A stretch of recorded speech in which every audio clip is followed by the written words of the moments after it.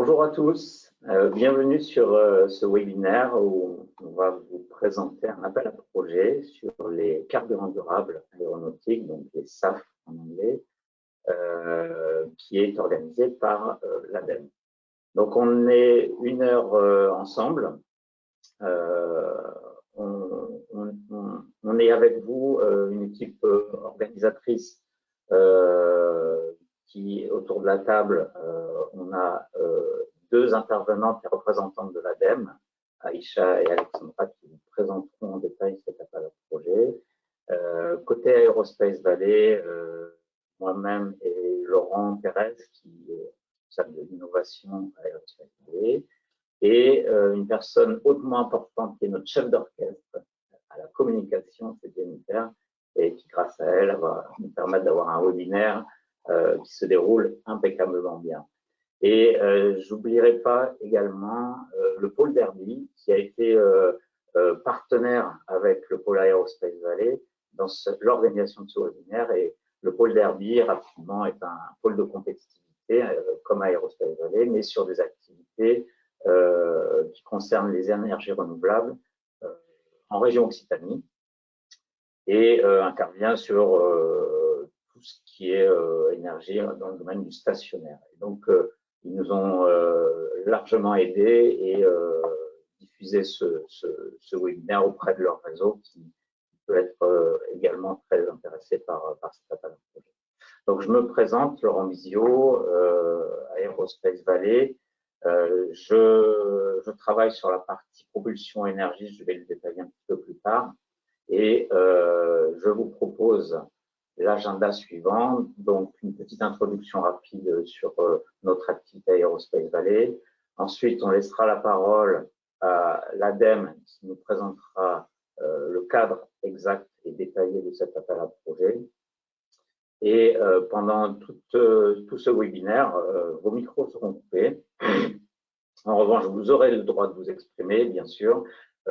Au fil de webinaire, vous pourrez poser vos questions à travers le chat. Et en fin de webinaire, on se garde un quart d'heure, 20 minutes, dans le temps qui nous reste, pour répondre aux questions et être le plus exhaustif possible par rapport à la présentation de cet appel à projet. Donc, rapidement sur l'organisation et le contexte. Je reprends l'agenda, donc on aura une introduction, ensuite la présentation de madame et des questions-réponses en fin de webinaire. Donc, pour resituer le contexte, Aerospace Valley, nous sommes un pôle de compétitivité sur l'aéronautique et le spatial, et avec plus de 800 membres. Et donc, on est organisé en 3 secteurs stratégiques, l'aéronautique, l'espace et les drones. Et sur ces 3 secteurs stratégiques, il y a des profils, différentes familles de compétences, ce qu'on appelle des écosystèmes d'excellence.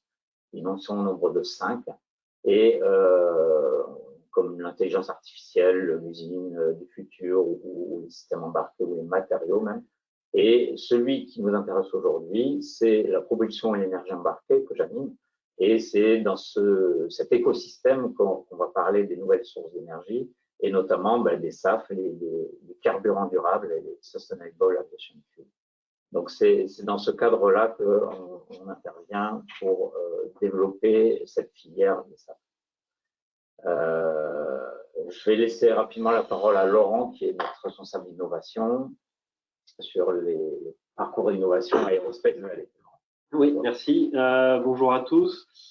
Donc, je suis Laurent Pérez, je travaille au sein de l'équipe innovation. Je suis coordinateur de la cellule France 2030.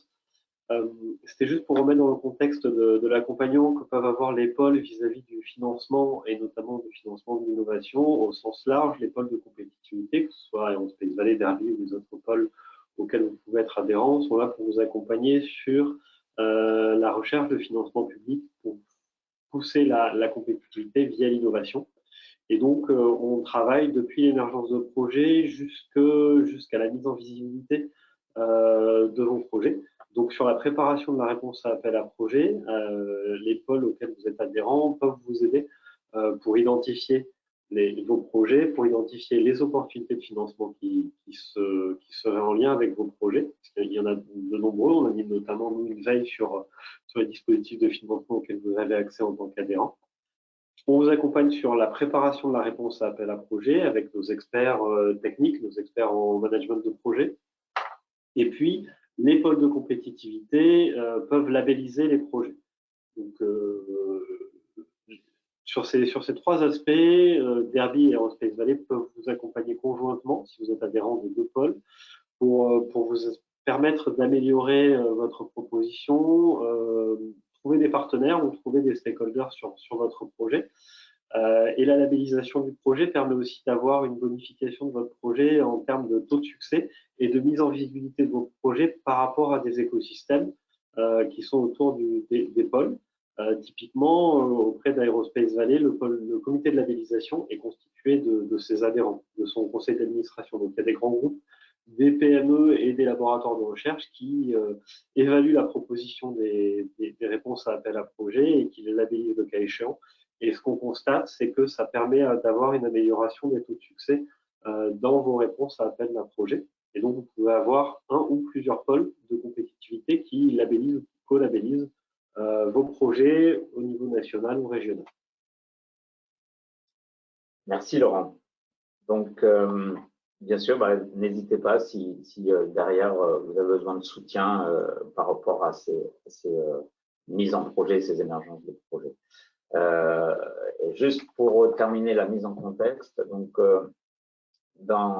sur la filière aéronautique, il y a un objectif qui est fixé à 2050 et toute la filière est adossée à cet objectif.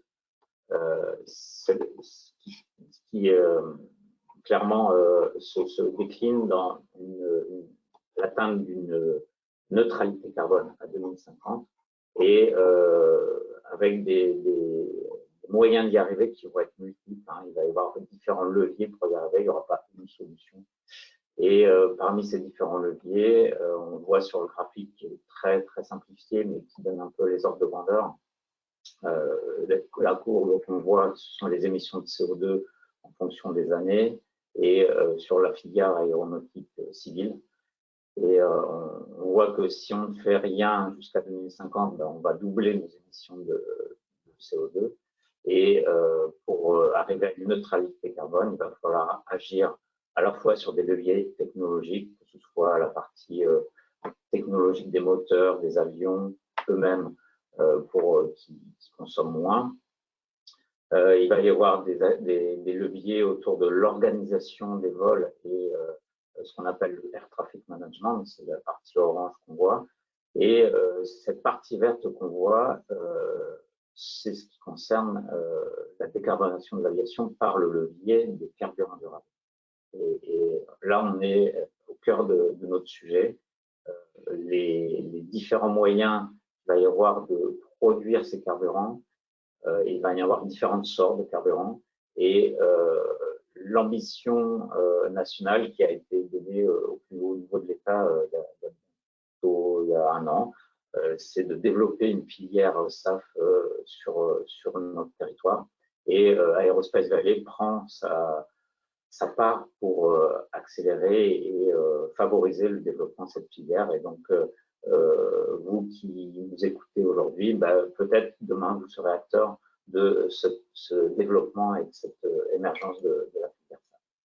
Donc, je laisse la main maintenant à nos représentants de l'ADEME et que je remercie encore pour leur disponibilité et qui vont nous présenter le détail de cet appel à projet. N'hésitez pas à poser vos questions et on se retrouve en fin de présentation.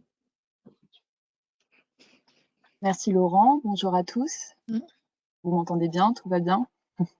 Est-ce que vous voyez la présentation? Oui, c'est bon. C'est tout bon? Alors, merci à tous pour votre présence. Effectivement, avec ma collègue Aïcha, on est là pour vous faire une présentation à deux voix de l'appel à projet national qu'on a récemment lancé à l'ADEME, donc sur le développement d'une filière de production française de carburant aéronautique durable. Et plus particulièrement, l'appel à projet vise à soutenir les études d'ingénierie d'avant-projet, les études FEED, qui sont préalables à la décision d'investissement industriel. Alors, avant de commencer, on va se présenter. Aïcha, je te laisse la main, si tu veux te présenter. Ouais, merci Alexandra. Donc oui, Aïcha El Kamlichi, moi je suis dans la direction bioéconomie et énergie renouvelable, et plus spécifiquement dans la cellule qu'on appelle C3B, cellule bois biosourcé biocarburant.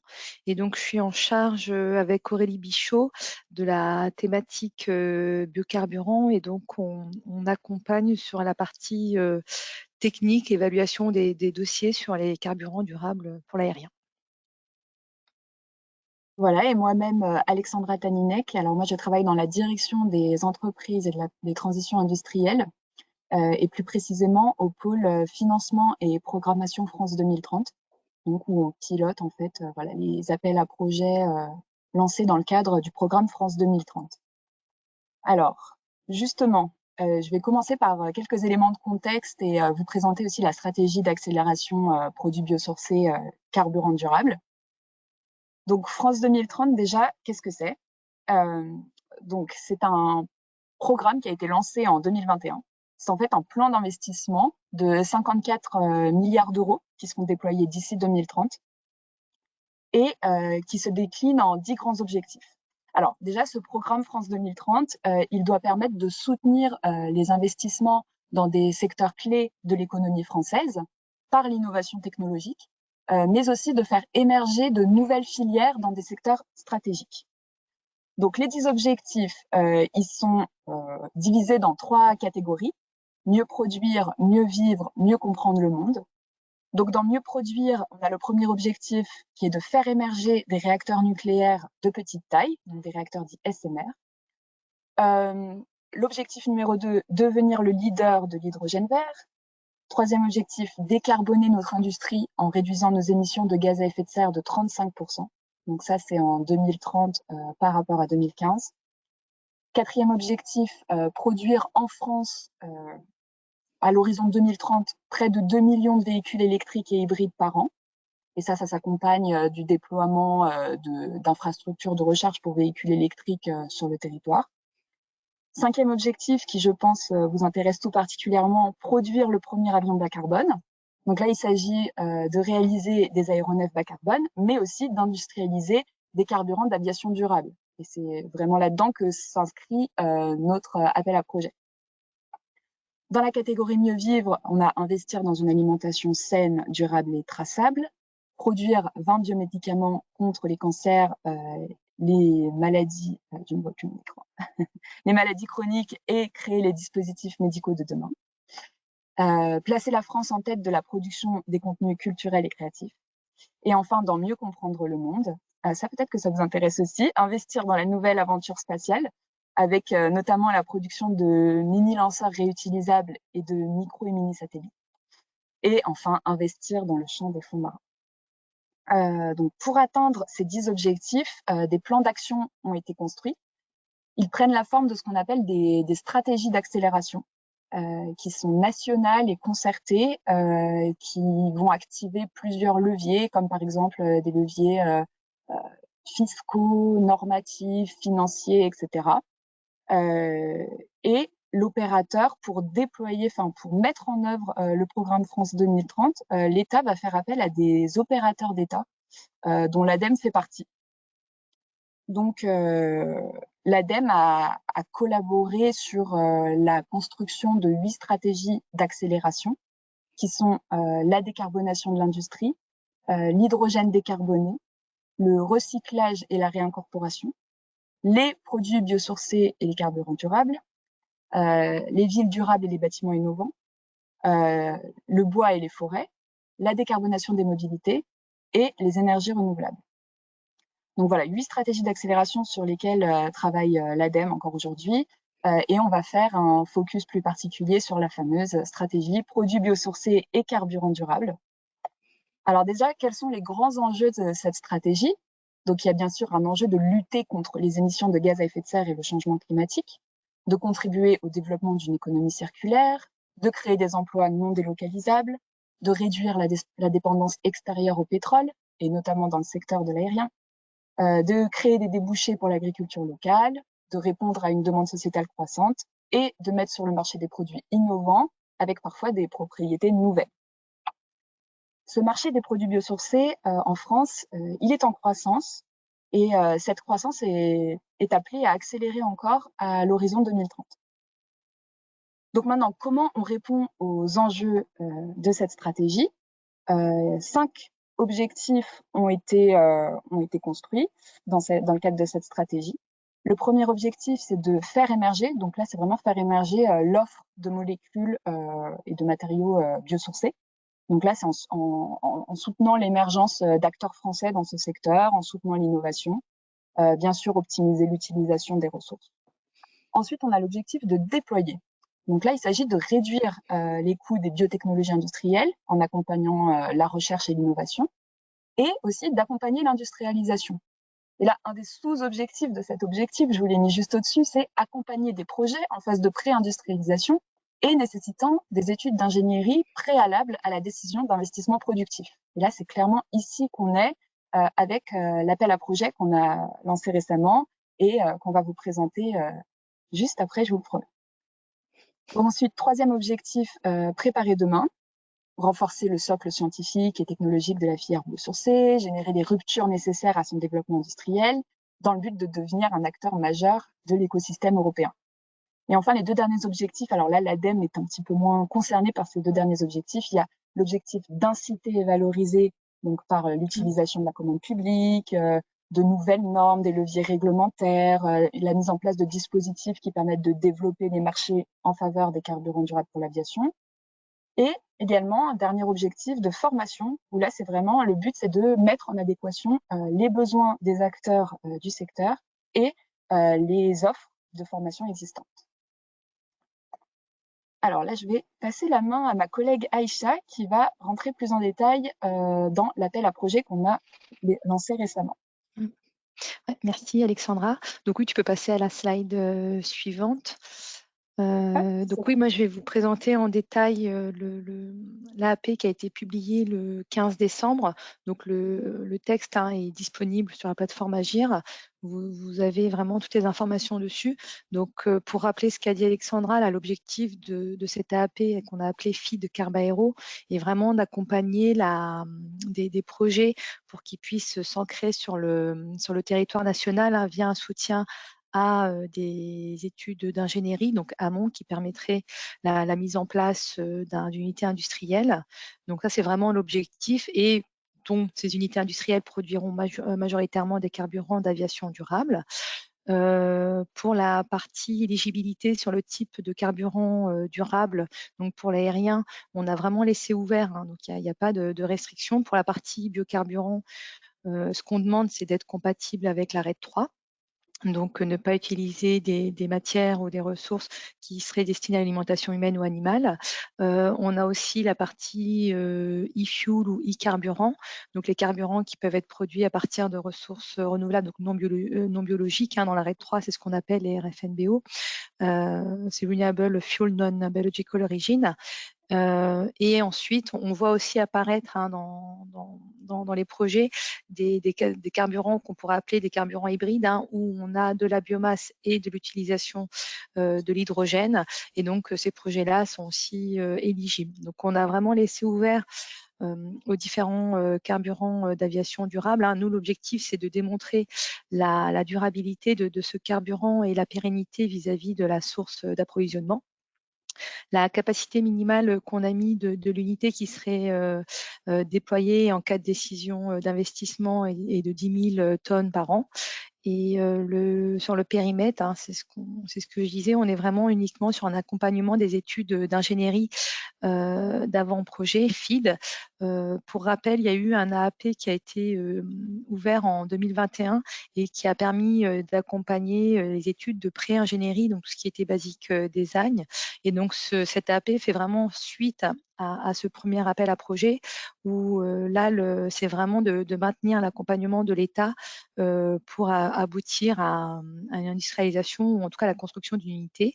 Donc bien sûr, comme on est vraiment sur un périmètre uniquement d'accompagnement des études d'ingénierie, donc FID, il est demandé dans le cahier des charges d'avoir déjà réalisé la première phase d'études pré-FID. Donc, ce que vous voyez sur la slide, les études de faisabilité et pré-FID.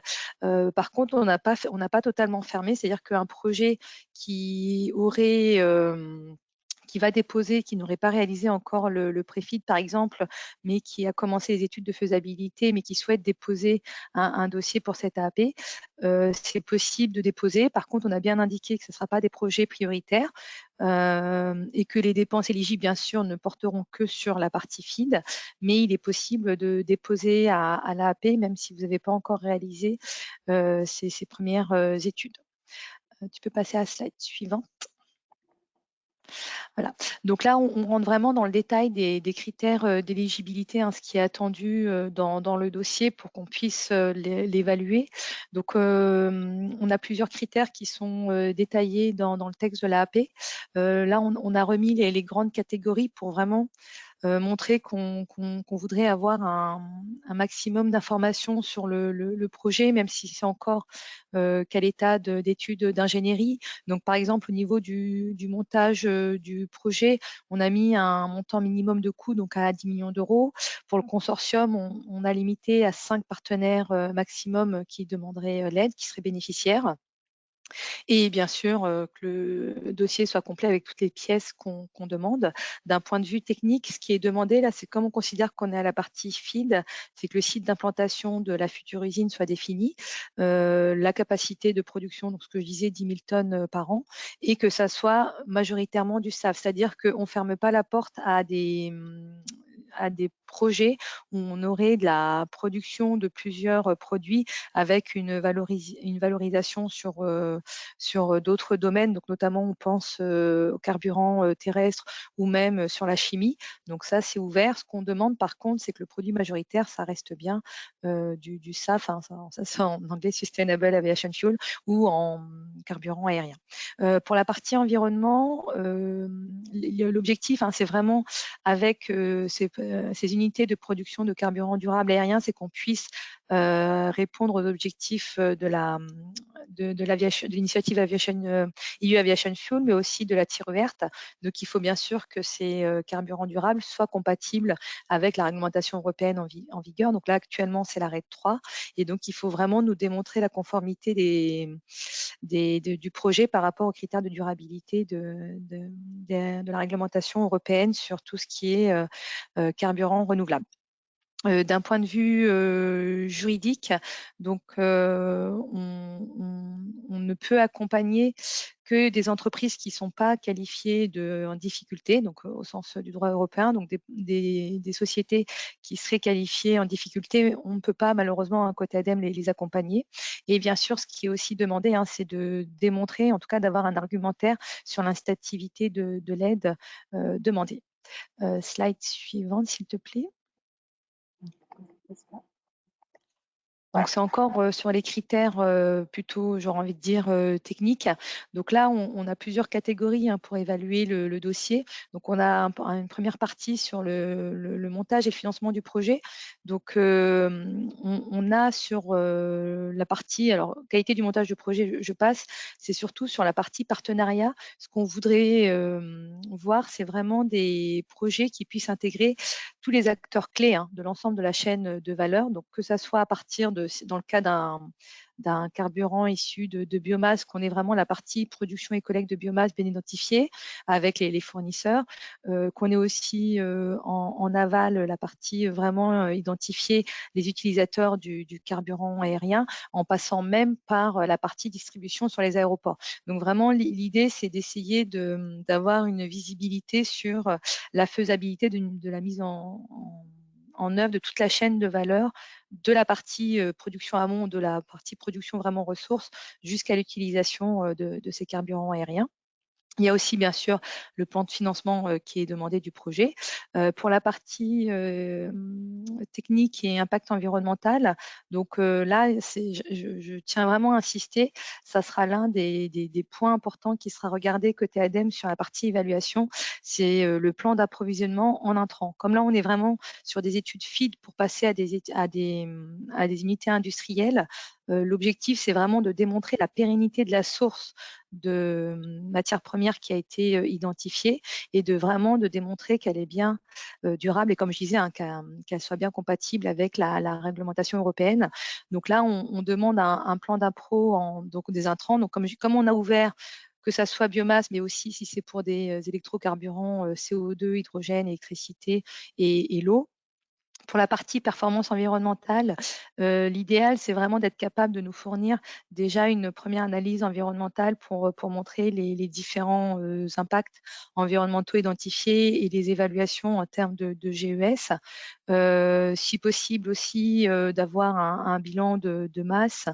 Et pour la partie plus technique, hein, de bien expliciter les technologies qui ont été choisies, les différentes performances qui sont visées, avec notamment le dimensionnement des équipements industriels, le développement des schémas de lignes de procédés, donc vraiment avoir un bilan aussi type massique et énergétique.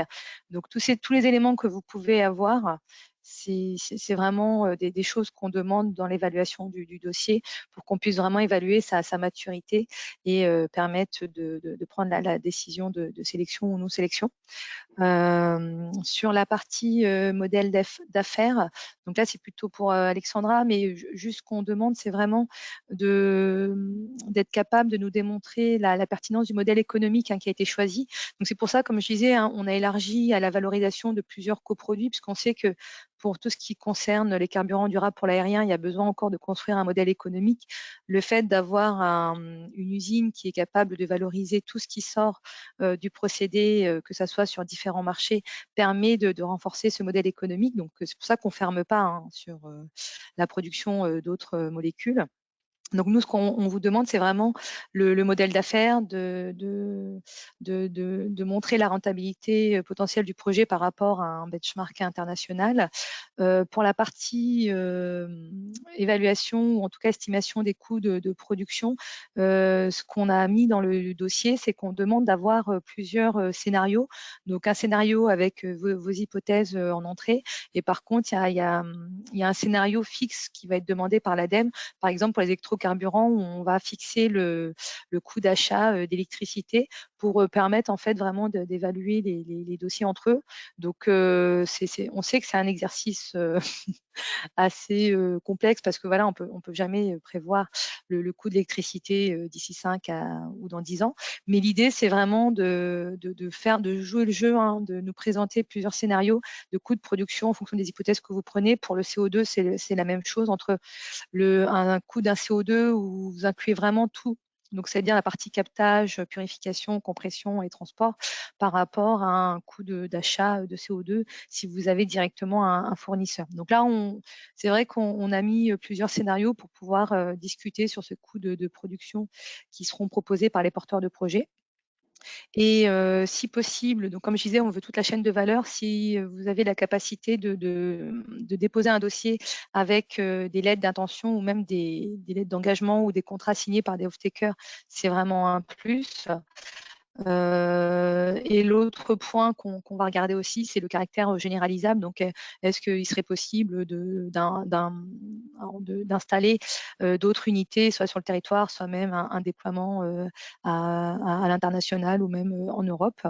Ensuite, il y a toujours une partie donc, dans les annexes, hein, où on vous demande d'évaluer les impacts post-projet. Donc, c'est à 5 ans et 8 ans. Donc, ça aussi, on vous demande vraiment de compléter ces informations sur quels sont potentiellement les impacts en termes d'emploi, même en termes d'emplois qui seraient maintenus et non délocalisés sur un territoire, etc. Donc ça, c'est vraiment, j'ai envie de dire, les critères que nous allons regarder suite au dépôt de votre dossier. Donc, plus votre dossier sera complet avec les éléments, plus ça sera plus simple de notre côté d'évaluer ces différents critères. Merci Alexandra. Slide suivante. Je crois que c'était pour refaire un focus sur les plans d'appro. On va beaucoup insister sur cet aspect-là, parce que comme je vous disais, là on change d'échelle, on n'est plus sur d'accompagnement de projets R&D ou démonstrateurs, là on est vraiment sur la construction, sur vraiment une décision d'investissement pour construire une usine qui peut produire 10 000 tonnes, mais peut-être 40 000, 50 000, 60 000 tonnes de kérosène. Donc, l'idée, c'est vraiment d'avoir un plan d'appro qui soit le plus robuste possible.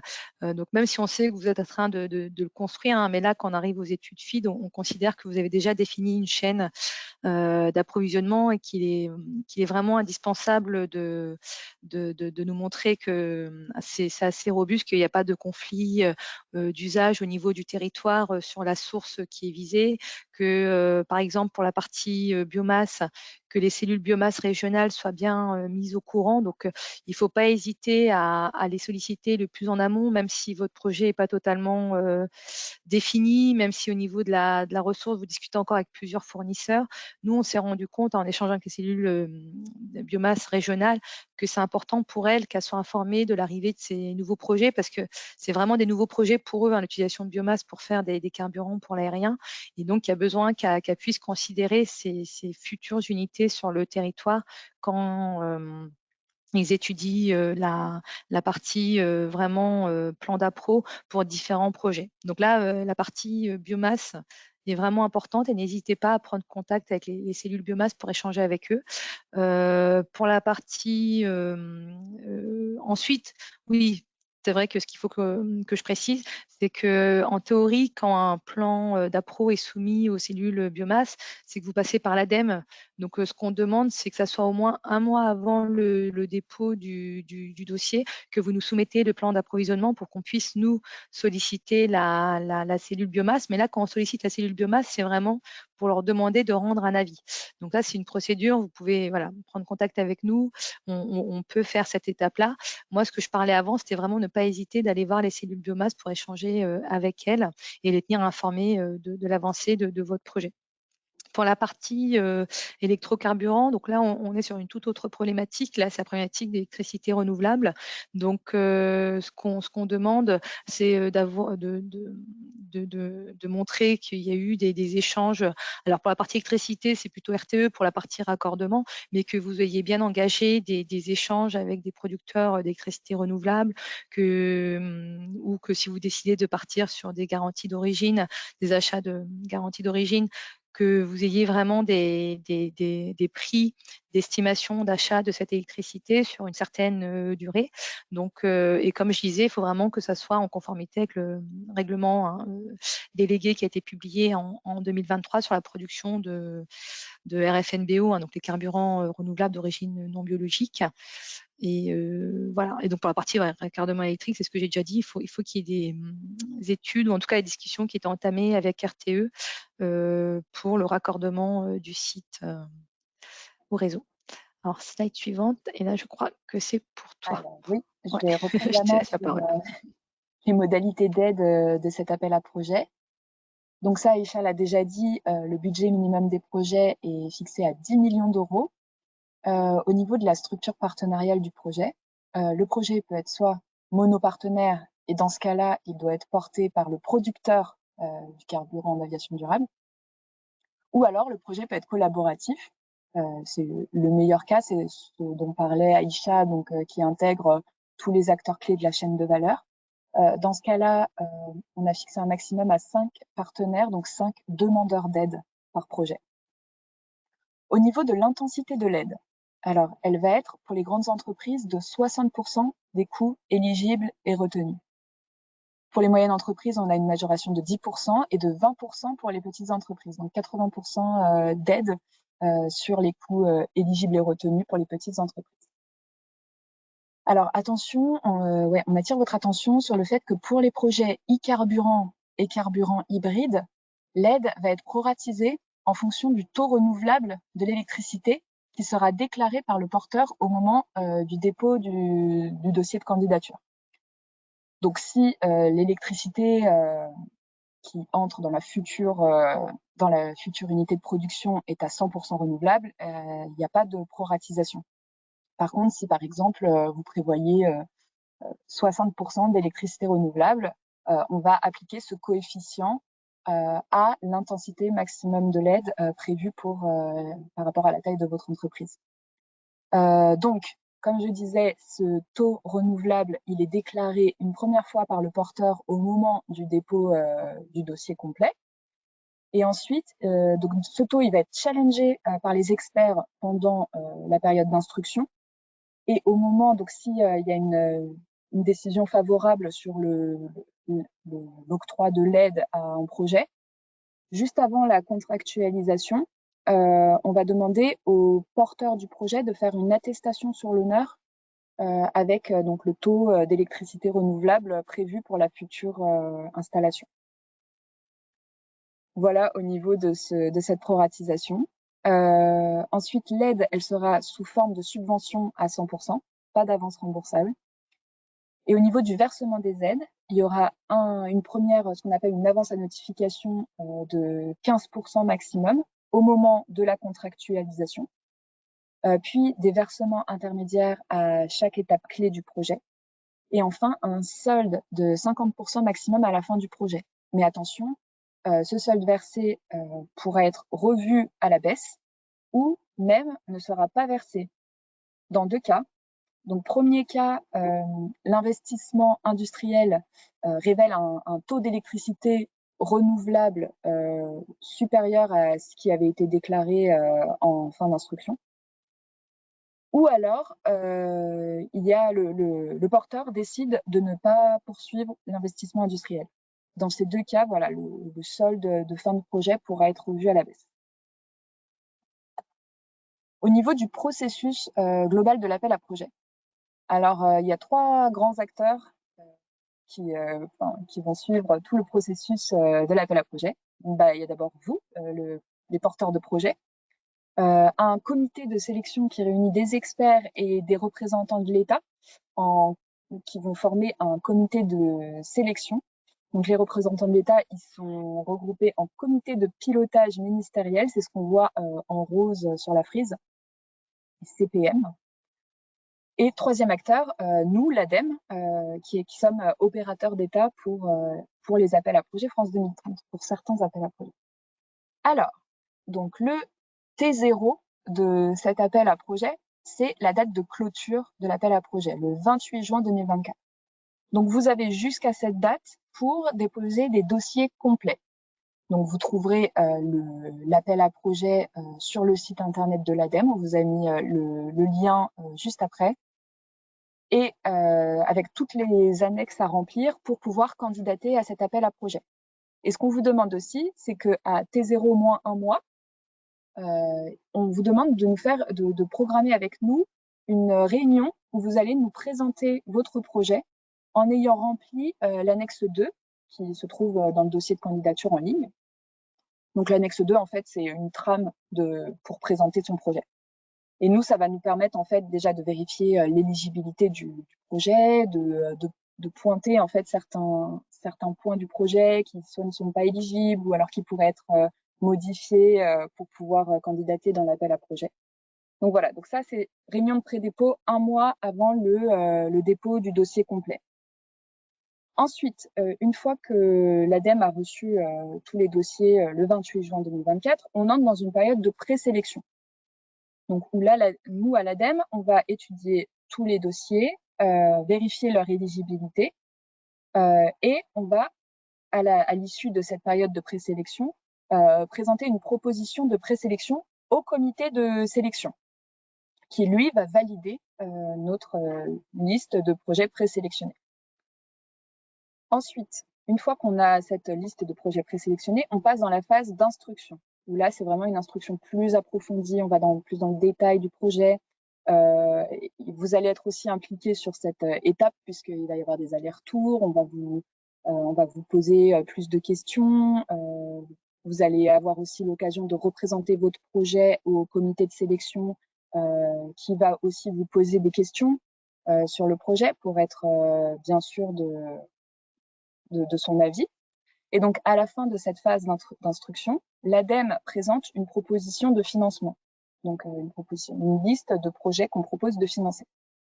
Et le comité de sélection va prendre la décision finale de financement. Donc ça, on est à peu près à T0 plus 4 mois à ce moment-là. Ensuite, on entre dans une phase de contractualisation pour tous les projets qui auront été retenus. Fin de la contractualisation à peu près à T0 plus 6 mois. où le porteur de projet signe la convention qui va le lier à l'ADEME et l'ADEME réalise le premier versement, donc l'avance à notification dont je vous parlais juste avant. Et ensuite, on entre, donc là, c'est vraiment vous qui êtes acteur dans cette phase-là. Donc, on rentre dans la réalisation du projet. Et nous, à l'ADEME, on va faire un suivi du projet et on va faire des réunions régulières à l'occasion d'étapes clés, notamment du projet.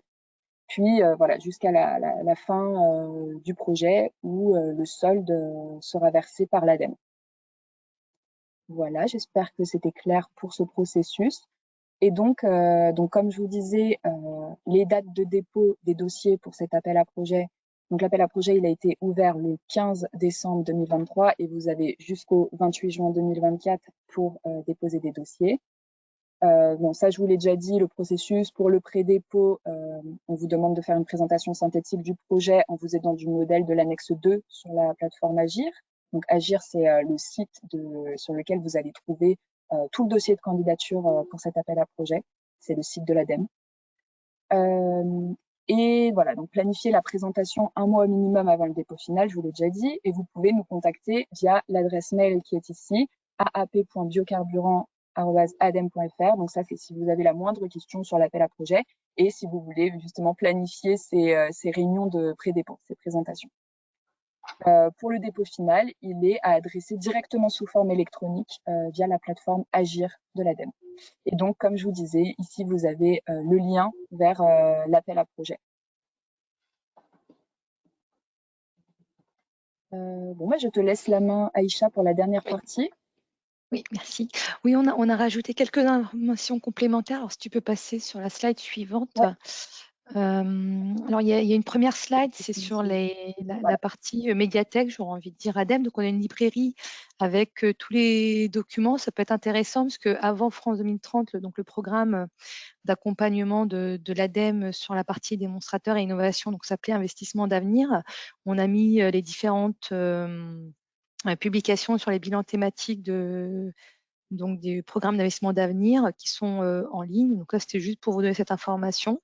Slide suivante, c'est sur la partie évaluation environnementale. Donc, je suis passée rapidement en disant qu'on vous demande de remplir une annexe en faisant un bilan à minima GES, parce que c'est ce critère qui est regardé pour les carburants aériens durables. Là, on vous demande de vous comparer à la solution de référence. Donc, en général, c'est la solution de référence fossile, hein, le kérosène, et donc de voir le gain en termes de GES, hein, de gaz à effet de serre, du fait de passer du fossile à une solution qui est issue de biomasse ou d'électricité renouvelable. Mais je voulais aussi quand même parler d'une méthode développée par l'ADEME. Donc, ça a été publié c'est écrit 2021, je crois, sur l'écran. Donc, c'était un travail qui a été fait avant Covid sur comment mieux accompagner les bénéficiaires, donc des aides ADEME sur la partie évaluation environnementale, parce qu'on avait beaucoup de questions des porteurs en disant que l'ACV, donc analyse de cycle de vie, était beaucoup trop complexe ou pas forcément adaptée à la maturité des projets quand on est sur de la R&D ou même quand on est sur des démonstrateurs. Alors l'ACV est peut-être plus pertinent quand on est sur des procédés qui sont matures ou en tout cas qui vont être commercialisés.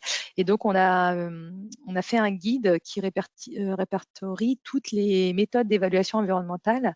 Et surtout, ce qui est intéressant dans ce guide, c'est qu'il rappelle l'objectif de chaque méthode d'évaluation environnementale. Donc, en fait, on parle souvent d'ACV, mais il n'y a pas que l'ACV comme méthode d'évaluation environnementale.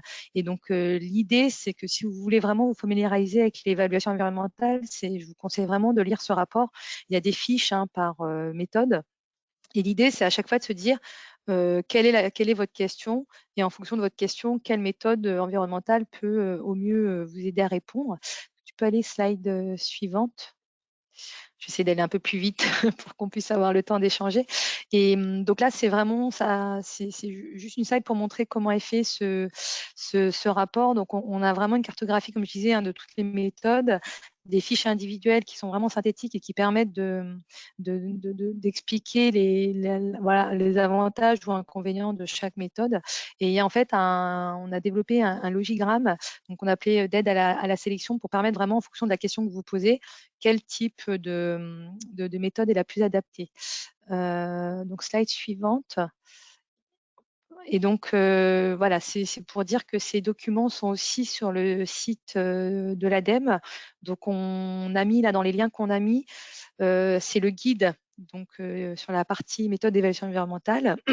Suite à ce travail, on a développé vraiment une méthode spécifique ADEME hein, qu'on appelle empreinte projet qui permet vraiment d'évaluer les impacts environnementaux des projets qu'on accompagne. Donc nous, ce qu'on demande, c'est vraiment d'appliquer cette méthodologie. Donc, il y a aussi le guide et il y a aussi des exemples pour mieux vous rendre compte de qu'est-ce que c'est la méthode empreinte projet quand on l'applique. Donc, il y a alors vous allez me dire que c'est des exemples. Si je me souviens bien, il y en avait un, c'était sur des chaussures, une autre. Il faudrait vérifier les exemples, mais c'est quand même intéressant d'aller voir comment on applique cette méthode et en quoi ça peut être utile pour l'évaluation de vos projets. En fait, cette méthode-là permet quand on a un projet qui n'est pas forcément encore assez mature pour aller à l'ACV, de faire des premières évaluations environnementales, mais qui ne demandent pas autant de travail que l'ACV. Donc, vraiment faire soit un seul indicateur avec un bilan GES ou même de rajouter quelques indicateurs. Et en fait, c'est une méthode qui est par gradation et en fonction vraiment de l'avancée de votre projet, vous pouvez aller jusqu'à un niveau, alors il y a le niveau 4 qui est vraiment là, la réaliser une ACV. Donc moi, je vous conseille vraiment d'aller voir ces contenus. Hein, si vous ne connaissez pas l'empreinte projet, c'est vraiment quelque chose qu'on essaye de développer de plus en plus dans les projets qu'on accompagne. Après, là, pour cette AAP, hein, on n'a pas rendu obligatoire. Ce qu'on demande, c'est une méthode d'évaluation environnementale, ACV ou autre. Et ensuite, slide suivante, je crois que c'était juste les liens pour... oui, c'est là. C'était juste pour rappeler que l'ADEME a d'autres outils hein, d'accompagnement des RDI. Donc là, on a focalisé sur France 2030, mais on a aussi, par exemple, pour l'accompagnement des projets qui sont plutôt à maturité, on va dire, entre 4 et 7. Donc, il y a la PR graine hein, qui inclut tout ce qui est j'allais dire biocarburant, carburant durable, parce que c'est vrai que graine est plutôt focalisé sur la biomasse. Mais en tout cas, avec cette AAP R&D, on est capable aussi d'accompagner des projets de plus petite ampleur sur développer des briques techno. Et on a même l'appel thèse, alors là, qui vise plutôt du TRL 3, voire un petit peu plus bas, pour accompagner vraiment des thèses sur un sujet extrêmement spécifique. Donc voilà, donc là, c'était juste pour montrer les différents outils, ou en tout cas les outils d'aide d'accompagnement RDI à l'ADEME. Et ensuite, la dernière slide, voilà, c'est ce qu'a montré Alexandra hein, sur la plateforme Agir. Sur cette plateforme, donc vous choisissez cette entreprise, particulier ou collectivité, votre espace, et là vous aurez accès à tous les AAP de l'ADEME qui sont actuellement ouverts. Et donc vous trouverez l'AAP Carb Aéro avec notamment tous les annexes qu'on demande à compléter. Et là, on a fini de notre côté. Merci pour votre écoute.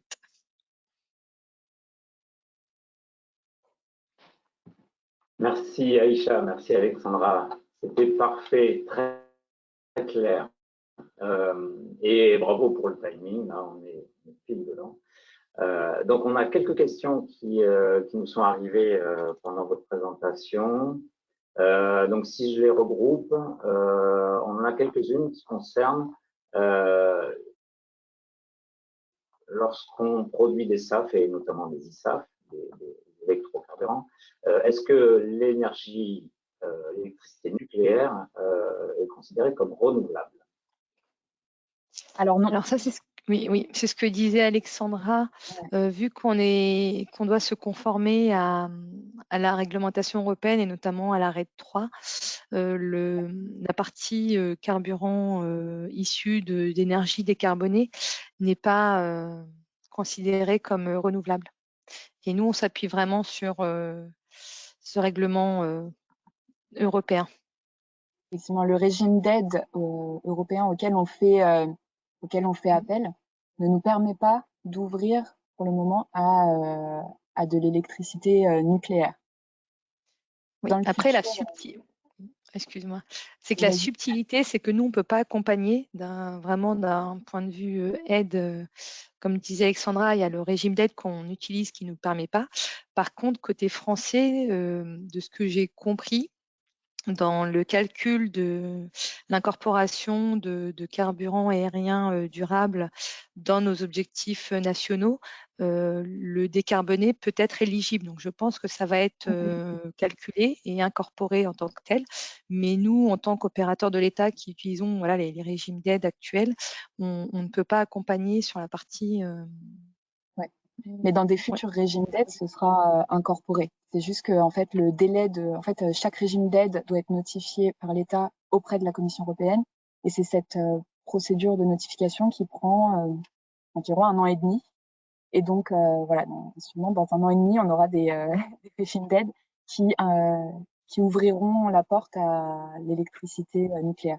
Mais pour le moment, là, si on voulait lancer un appel à projet fin 2023, on était obligé de restreindre à l'électricité renouvelable, non nucléaire, non juste bas carbone.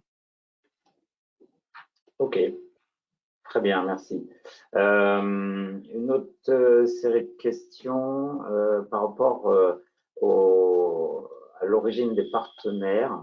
Est-ce que dans les consortiums, il peut y avoir des partenaires étrangers qui auraient des ambitions de s'installer en France? Et à ce titre-là, est-ce qu'ils peuvent prétendre à être intégrés dans les appels, dans les projets et faire partie des bénéficiaires? Oui, bien sûr. Oui. Tant que l'investissement, enfin le projet FID est orienté sur un investissement industriel en France, il peut y avoir des acteurs étrangers qui veulent participer à cette implantation en France. Aucun souci. Mais la subtilité quand même, c'est qu'on ne peut pas financer, nous, des acteurs étrangers s'ils n'ont pas une filiale française. C'est-à-dire qu'il faut que le partenaire étranger qui intègre le consortium ait bien une adresse française, une filiale en France, pour qu'il puisse être bénéficiaire. On ne peut pas financer des acteurs étrangers. Très bien. OK. Ensuite, on avait une question qui concernait les auditions. Alors, on a un dossier, un pré-dépôt. Un pré-dépôt, oui. Bien sûr. Et après, qu'est-ce qu'il y aura comme autre audition potentielle après la date de dépôt? Alors effectivement, donc il y a cette première présentation synthétique avant le dépôt, et ensuite, donc, alors je vais me remettre ici. Voilà. Donc on a ensuite la phase de présélection, et pour les dossiers présélectionnés, c'est pendant cette phase d'instruction où il va y avoir effectivement des auditions. Donc vous allez être invité à représenter synthétiquement votre projet devant le comité de sélection et l'ADEME.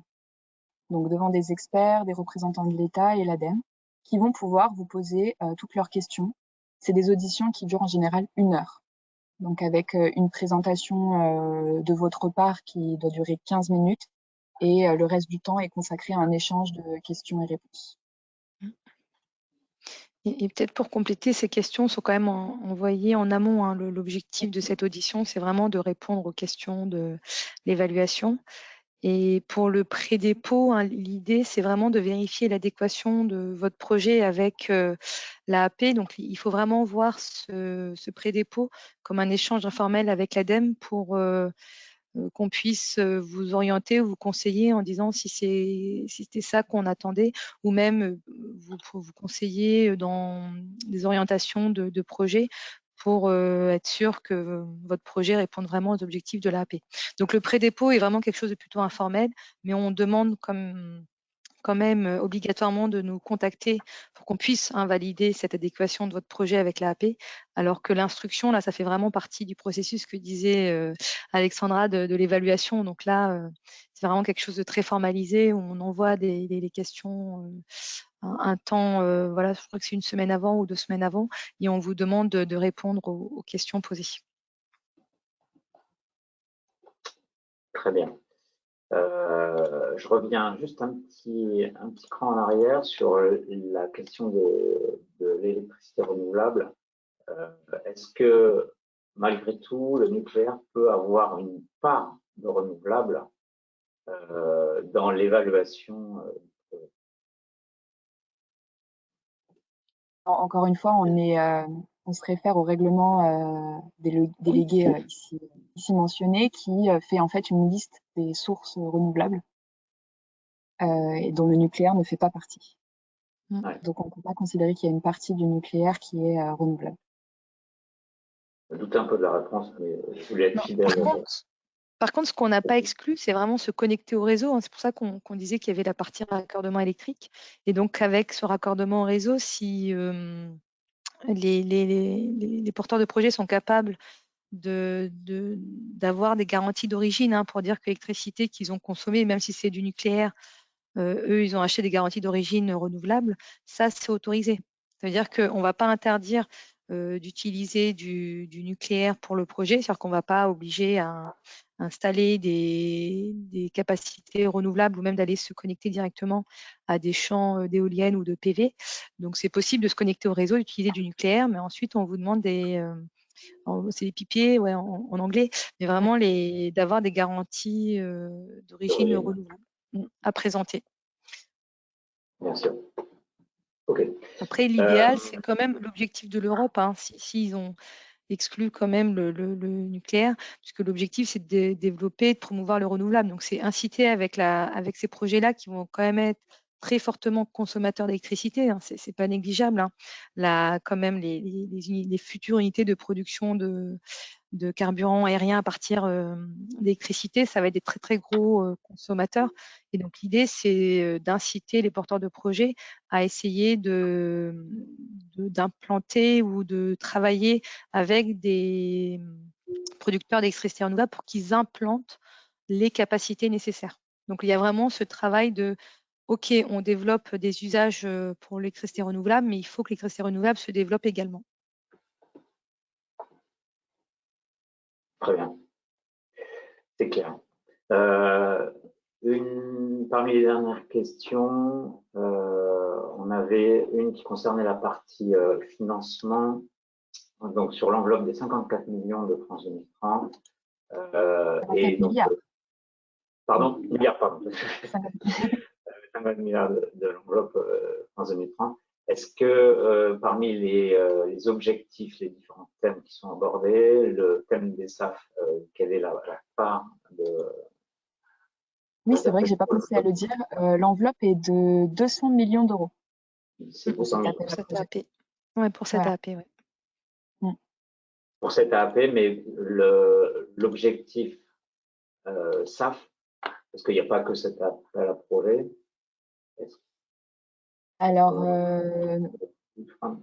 on ne sait pas encore. Pour l'instant, on a les 200 millions pour cet appel à projet. Je ne sais pas vous dire pour un futur potentiel appel à projet quelle sera l'enveloppe. C'est encore trop tôt pour nous. Ok. Une dernière question que je viens de recevoir, je vais la lire. Dans le cas où la réglementation évolue et que le bas carbone est éligible, comment faire en tant que porteur de projet lauréat de l'appel à projet présenté ce jour et souhaitant produire du bas carbone? Est-ce qu'il sera nécessaire de rembourser les subventions? Donc la notion de bas carbone. Ouais. Je pense que oui. Et le porteur de projet, oui, il sera nécessaire de rembourser. Par exemple, si le porteur avait dit 70% d'électricité renouvelable et qu'il n'en fait que, je sais pas, 30, effectivement, il y aura potentiellement, vu qu'il peut y avoir des contrôles pendant 10 ans après l'octroi des aides, effectivement, il y a une part de la subvention qui pourrait être remboursée. Après, le porteur peut aussi faire le choix directement de dire, voilà, moi je sais qu'il n'y aura pas plus de 30% d'électricité renouvelable et on appliquera ce coefficient à l'intensité de l'aide. Et puis, dans un potentiel futur appel à projet, il y aura potentiellement plus de différence entre électricité renouvelable et électricité nucléaire. Oui, parce que ce qu'il ne faut pas oublier, c'est que là, on est sur vraiment la phase d'études d'ingénierie, hein. C'est un accompagnement sur les études d'ingénierie. On n'est pas sur un accompagnement d'investissement. Donc là, dans notre AAP, on a vraiment bien spécifié qu'on voulait de l'énergie renouvelable et que l'aide sera proratisée à la part de renouvelable, parce que c'est ce que dit Alexandra, le régime d'aide européen qu'on utilise n'autorise pas le nucléaire, et même si dans le futur on a des régimes qui sont publiés, ils n'entreront en vigueur que lors de la publication. Donc bien après cette AAP. Peut-être que même, c'est vrai qu'Alexandra disait 1 an et demi, alors je ne connais pas eu tous les délais, hein, mais peut-être que… D'après le ça service peut… juridique, c'est 1 an et demi. Voilà, d'accord. Ouais. Donc, Mais ça voilà. peut prendre un peu plus de temps, parce que voilà, Mais donc, qu'on cette attend AAP serait depuis… clôturée depuis longtemps. Ouais, ce sont des projets de longue haleine, effectivement. Exactement. On arrive au terme de ce webinaire. Une dernière question très rapidement, du coup, est-ce que les projets ayant bénéficié d'un financement au titre de l'appel à projet 2022 seront prioritaires dans l'évaluation de cet appel à projet? Alors, ils seront prioritaires dans le sens que, c'est ce que je disais, les projets qui ont déjà réalisé les études de pré-FID sont prioritaires, mais un porteur de projet qui vient nous voir et qui a fait de lui-même l'étude pré-FID sera jugé prioritaire comme ces lauréats de ce précédent AAP. Donc oui, ils sont prioritaires parce qu'ils ont fait ces études pré-FID, mais on ne ferme pas la porte à d'autres porteurs de projets qui ont fait eux-mêmes ces études pré-FID sans demander d'aide lors de ce premier AAP. Ce qui est plus compliqué, c'est pour les projets qui n'ont pas encore réalisé les études pré-FID, où on n'a pas totalement fermé la porte, mais où on a quand même considéré qu'ils étaient moins, le fait qu'ils soient moins en avance que les projets qui ont déjà fait des études pré-FID, parce que l'objectif de cette AAP, c'est ce qu'on disait du gouvernement, c'est vraiment d'avoir des unités industrielles à horizon 2030 pour pouvoir répondre aux objectifs de ReFuelEU. Donc, il faut vraiment qu'on ait des unités en fonctionnement à horizon 2030. Donc, plus le projet est vraiment en avance de face, et plus il a de chances d'être sélectionné dans cette AAP. Merci beaucoup, mesdames. C'était très intéressant, très clair. Pour les questions qui restent, je propose que vous nous les envoyiez. On les retransmet aux personnes intéressées. Ce webinaire, il reste disponible. Vous aurez un lien dans les prochains jours qui vous permettra de revisionner ce webinaire. Et bien entendu, tous Pôle Aérospace Vallée, ADEME, Pôle Derby, on reste à votre disposition pour toute question et tout soutien dans l'émergence de ces futurs projets dimensionnants et structurants. Merci encore. Merci à tous pour votre attention. Et oui, et ce que disait Laurent, n'hésitez pas à utiliser l'adresse mail contact si vous avez des questions pour qu'on vous réponde. Donc, ne prenez pas nos noms à Alexandra ou à moi. Vraiment, cette boîte mail générique est gérée par plusieurs personnes. Ça vous permet beaucoup plus de réactivité. Très bien. Merci. Merci, à bientôt. Au revoir. Merci, au revoir.